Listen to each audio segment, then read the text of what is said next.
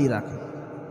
এরকম যাদের মন বড়, আত্মা বড়, আল্লাহর ঘরে দান করতে হবে, যারা দানবীর, তারা অবশ্যই মসজিদের মধ্যে দান করার জন্য টাকা পকেটে নিয়ে আসে।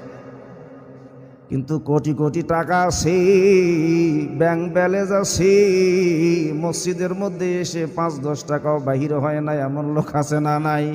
অথচ যারা হলো ভ্যান চালক, নিষ্কা চালক, দিন মজুর, দেখবেন যে এরাই মসজিদের মধ্যে বেশি দান করে। কথা ঠিক না বে ঠিক?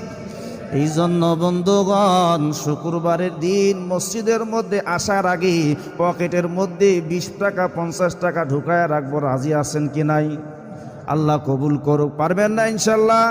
মসজিদের মধ্যে অন্তত সামর্থ্য অনুযায়ী 10টি টাকা করে হলেও শুক্রবারের দিন অবশ্যই মসজিদে নিয়ে আসবেন।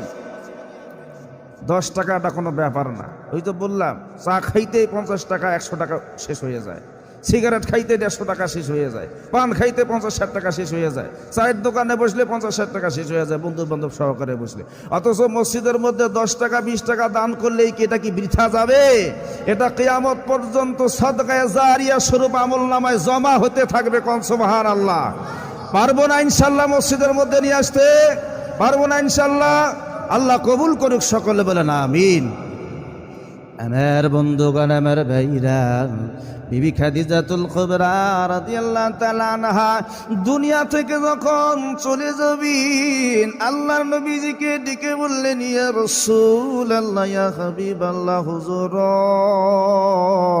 মনে হয় দুনিয়ার মধ্যে আমি আর জিন্দা থাকবো না, অন্ধকার কবরে যেতে হবে, অন্ধকার কবর হবে আমার ঠিকানা। ও নবীজি, দুনিয়ার জমিনে যদি আমার হায়াত শেষ হয়ে যায়, আপনি নবীর কাছে আমি কয়েকটা দরখাস্ত রাখতে চাই। বলেন, আপনি আমার দরখাস্তগুলি গ্রহণ করবেন কি করবেন না? আল্লাহর নবী ডাক দেয়া বলে, খাদিজা রে, তুমি ইসলামের জন্য যাহা করেছ, 40 মণ স্বর্ণ দান করা ছোটখাটো ব্যাপার নয়। কি এমন দরখাস্ত তোমার আছে? বলো, আমি সমস্ত দরখাস্ত গ্রহণ করে নেব। সুবহানাল্লাহ কোন। বিবি খাদিজাতুল কুবরা রাদিয়াল্লাহু তাআলা আনহা ডেকে বলছেন, ইয়া রাসূলুল্লাহ,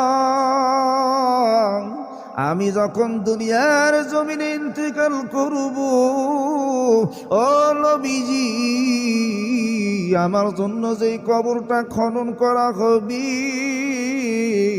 নবী গো, এই কবরের মধ্যে আপনি নবী একটু নিজে শুইয়া গড়াগড়ি দিবেন।